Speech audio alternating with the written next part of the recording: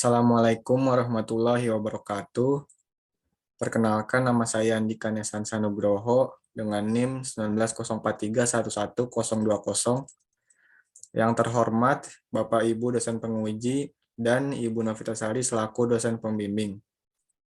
Pada video kali ini saya akan mempresentasikan mengenai audit persediaan PT PQR oleh KAP Paul Hadiwinata, Hidayat, Arsono, Retno, Palilingan, dan rekan. Yang pertama ada latar belakang. Setiap perusahaan dagang pasti memiliki persediaan sebagai aset yang diperdagangkan. Persediaan merupakan salah satu subakun yang besar dalam akun aset. Setiap perusahaan dagang pasti memiliki persediaan sebagai aset yang diperdagangkan. Persediaan ini sendiri merupakan salah satu subakun yang besar dalam akun aset. Perusahaan mencatat persediaan pada sebuah kartu yang disebut kartu persediaan dengan tujuan untuk mendata barang masuk dan keluar dari gudang. Meski begitu, perusahaan biasanya meminta jasa audit persediaan secara rutin untuk memastikan bahwa persediaan telah dicatat dengan benar dan tidak ada fraud. Hal ini merupakan salah satu bentuk kontrol atas persediaan yang ada di gudang. Setelah dilakukan penelusuran atas persediaan PT PQR, ditemukan selisih yang material dan menarik untuk ditelusuri lebih lanjut.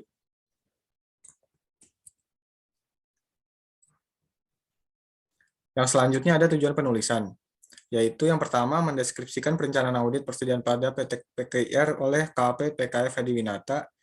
Yang kedua, mendeskripsikan pelaksanaan audit persediaan pada PT PQR oleh KAP PKF Hadiwinata. Dan yang terakhir, mendeskripsikan hasil audit persediaan pada PT PQR oleh KAP PKF Hadiwinata.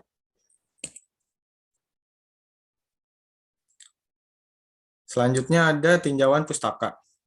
Menurut Hayes College Goldmaker, auditing adalah proses sistematis dengan tujuan memperoleh dan mengevaluasi bukti terkait asersi mengenai kebijakan dan kejadian ekonomi untuk memastikan tingkat kesesuaian antara asersi-asersi tersebut dengan kriteria yang telah ditetapkan dan mengomunikasikan hasilnya kepada pihak yang berkepentingan.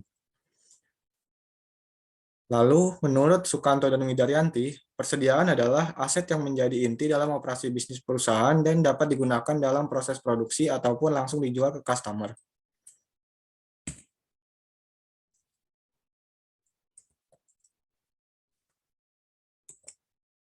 Yang selanjutnya ada gambaran umum. PT PQR merupakan perusahaan yang bergerak di bidang pertambangan batu bara. Dalam kegiatan usahanya, perusahaan ini melakukan penambangan raw material batu bara dan bekerja sama dengan perusahaan manufaktur yang memproduksi arang.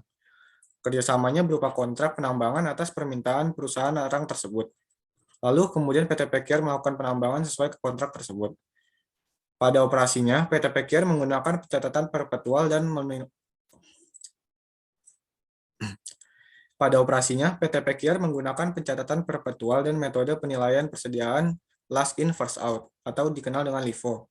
Kondisi PT PQR saat ini adalah sedang membutuhkan hasil audit untuk memperpanjang izin usahanya. Yang selanjutnya adalah pembahasan. Di pembahasan ini akan dibahas mengenai perencanaan, pelaksanaan, dan hasil audit atas PT PQR.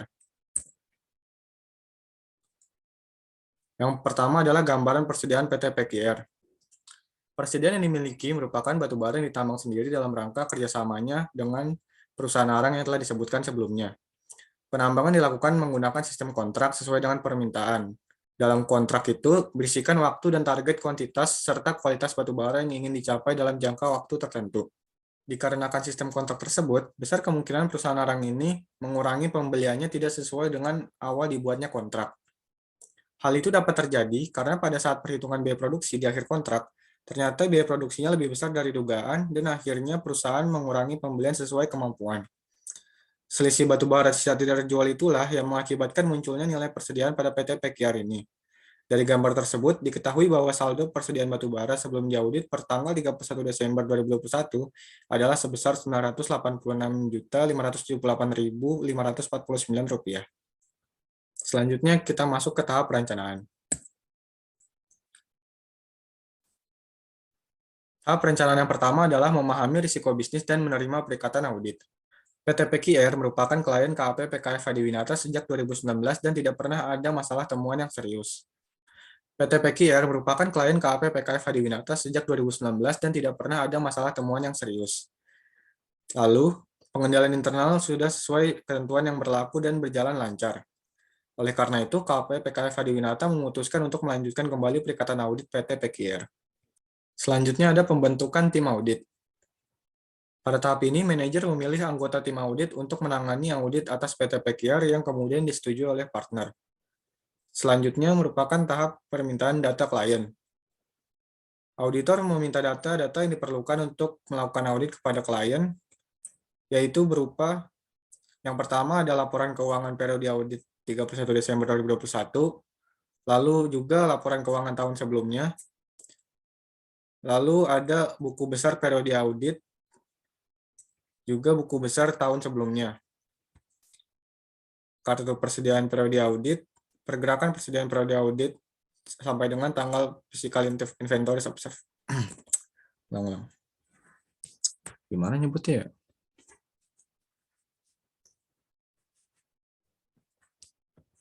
Oh, disatuin aja.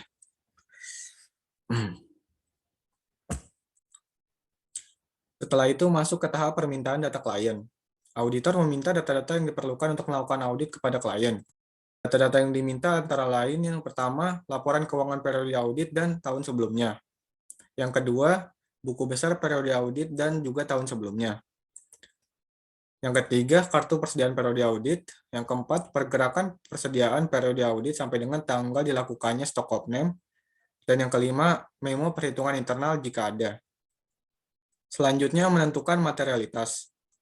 Kemudian, untuk melakukan audit atas PT PKR ini, auditor memutuskan untuk menggunakan total aset sebagai benchmark, dikarenakan tidak terjadi banyak penjualan pada tahun 2021 pada PT PKR.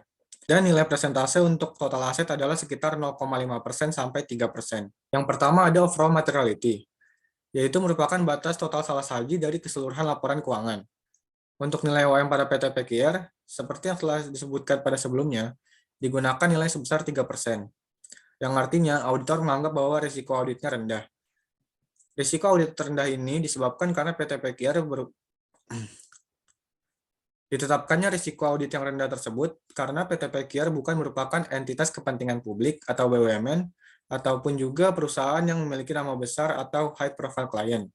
Dan pengguna laporan keuangan terbatas hanya untuk pemegang saham dan petinggi perusahaan. Serta klien juga tidak memiliki utang pinjaman yang besar. Cara menghitungnya adalah 3% dikali nilai total aset tahun 2021 sebesar Rp20.803.994.273 dan hasil OM yang didapatkan adalah sebesar Rp624 juta. Lalu yang selanjutnya ada performance materiality, yaitu merupakan batas salah saji dari setiap akun yang ada.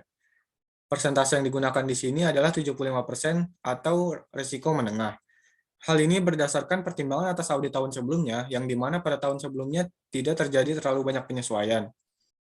Lalu untuk cara menghitungnya adalah 75% dikali nilai OM yang tadi sudah didapat, yaitu 75% dikali Rp624 juta, dan hasilnya senilai Rp468 juta ditetapkan sebagai PM. Terakhir adalah Summary Uncorrected Materiality, yaitu merupakan batas salah saji yang masih bisa ditoleransi sehingga tidak perlu dilakukan penyesuaian. SUM digunakan sebagai batas salah saji untuk setiap sub-akun. Apabila temuan pada tingkat ini nilainya lebih kecil dari SUM, maka dapat dinyatakan tidak material dan dilakukan pass below SUM. Untuk persentase nilai SUM digunakan nilai 10%. Hal ini merupakan risiko audit menengah yang diputuskan berdasarkan hasil audit tahun sebelumnya. Berdasarkan hasil audit tahun sebelumnya, jumlah dari adjustment yang dilakukan tidaklah banyak dan juga tidak adanya perhatian khusus yang perlu dilakukan oleh auditor. Oleh karena itu, digunakanlah risiko menengah ini. Lalu dari persentase nilai menengah 10% tersebut dikalikan dengan nilai PM sebelumnya.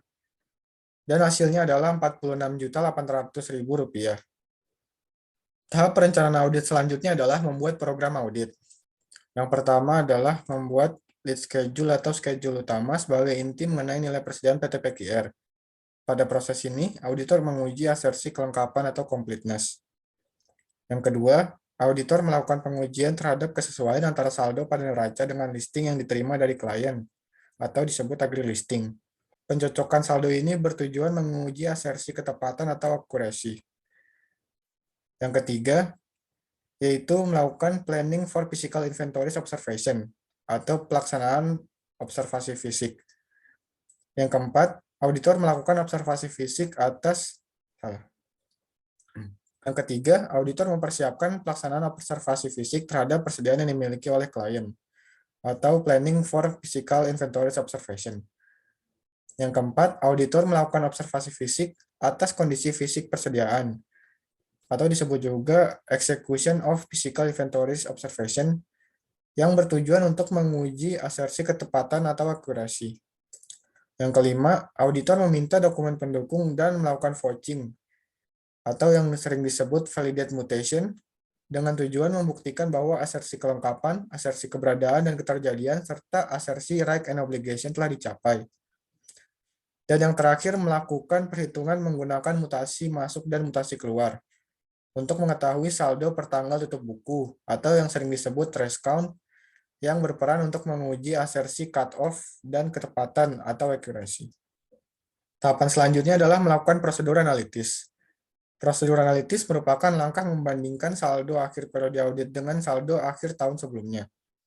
Ditemukannya penurunan saldo yang material dan auditor mencurigai adanya salah saji yang dilakukan.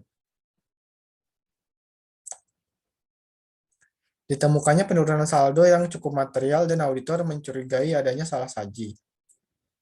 Lalu kita masuk ke pelaksanaan. Tahapan audit yang pertama adalah membuat lead schedule. Lead schedule merupakan lembar audit paling utama dan berperan menjadi penghubung selama melakukan audit. Di dalamnya berisi saldo persediaan sebelum diaudit, penyesuaian yang dilakukan oleh auditor jika ada, dan saldo persediaan setelah diaudit, serta saldo persediaan tahun lalu dan juga persentase perubahan nilainya. Yang kedua merupakan agree listing.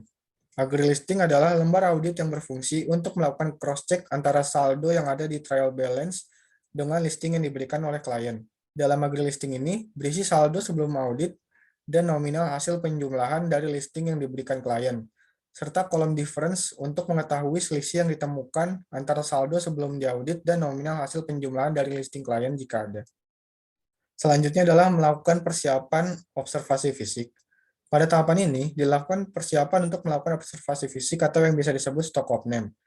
Persiapan-persiapan yang direncanakan berupa lokasi akan dilakukannya stock of name, tanggal pelaksanaan, alokasi tim yang akan dikirim, coverage stock of name apakah full atau sampling, serta dilakukannya freeze pada tanggal akan dilaksanakannya stock of name. Setelah melakukan persiapan, maka dilaksanakanlah observasi fisik. Sebelum dilakukan observasi fisik, auditor bertemu klien untuk melakukan konfirmasi dan briefing mengenai pelaksanaan observasi fisik. Selanjutnya, barulah auditor melakukan penghitungan persediaan yang ditemani oleh bagian gudang dan yang bersangkutan. Selanjutnya, barulah auditor melakukan penghitungan persediaan ditemani dengan bagian gudang yang bersangkutan. Dalam pelaksanaan stock of name, auditor perlu untuk melakukan dokumentasi atas stock of name persediaan yang sedang dilaksanakan. Jika semua stok of name telah dilaksanakan, langkah terakhir adalah auditor membuat berita acara pemeriksaan persediaan atau BAP persediaan untuk merangkum hasil yang didapat dalam kegiatan stok of name. Langkah pelaksanaan selanjutnya adalah validasi mutasi. Langkah validasi mutasi ini dilakukan ketika tanggal tutup buku periode audit berbeda dengan yang dilakukannya stok of name, sehingga diketahui movement yang terjadi pada persediaan pada selang waktu tersebut. Berdasarkan gambar tersebut, diketahui bahwa terjadi penjualan atas dokumen DO pada tanggal 1 Februari 2022 sebesar 4.781 kg. Langkah pelaksanaan yang terakhir adalah perhitungan kembali atau trace count. Dalam melakukan trace count ini, ada dua istilah, yaitu roll forward dan rollback. Roll forward adalah istilah ketika tanggal stock of name dilakukan lebih dahulu dibanding tanggal tutup buku periode audit. Sedangkan kalau rollback adalah istilah ketika tanggal stock of name dilakukan setelah tanggal tutup buku periode audit. Trace count ini sendiri bertujuan untuk mengetahui saldo persediaan sebenarnya pada tanggal dilakukannya tutup buku. Berdasarkan hasil trace count yang telah dilakukan, ditemukan perbedaan sebesar 948 kg batu bara yang kemudian dikalikan dengan harga nominal batu bara tersebut dan didapatkanlah nilai persediaan hilang sebesar Rp108.679.283. Lalu yang terakhir adalah hasil audit. Hasil audit untuk PT PKIR adalah, setelah dilaksanakannya trace count, auditor mendapati temuan yang material atas persediaan PT PKIR sebesar Rp108.679.283. Temuan tersebut merupakan perbedaan kuantitas dari hasil observasi fisik. Setelah ditelusuri lebih lanjut, ternyata perbedaan kuantitas tersebut disebabkan oleh faktor alam. Faktor alam yang dimaksud di sini adalah batu bara yang hilang terkena arus air hujan yang mengalir karena sifat batu bara yang mudah terbawa arus air, dan juga batu bara yang terbakar karena suhu yang meningkat menjadi sangat tinggi sehingga batu bara dapat menyala. Setelah itu, auditor mengajukan adjustment kepada klien dan klien pun setuju untuk melakukan adjustment tersebut. Berikut adalah jurnal adjustment yang diajukan oleh auditor, yaitu loss on inventory sebesar Rp108.679.283 terhadap raw material sebesar Rp108.679.283. Yang terakhir adalah kesimpulan.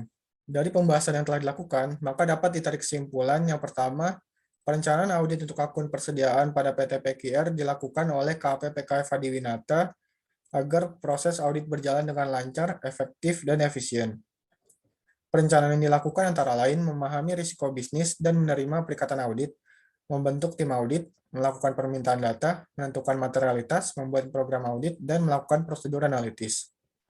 Yang kedua adalah pelaksanaan audit persediaan PT PQR dilaksanakan mengikuti program audit yang telah dibuat pada tahap perencanaan, yaitu membuat schedule utama atau lead schedule, menyesuaikan saldo neraca dengan list prepared by client atau agree listing, membuat perencanaan observasi fisik, melaksanakan observasi fisik, melakukan validasi mutasi, dan terakhir melakukan perhitungan kembali dengan mutasi yang sudah didapat atau trace count.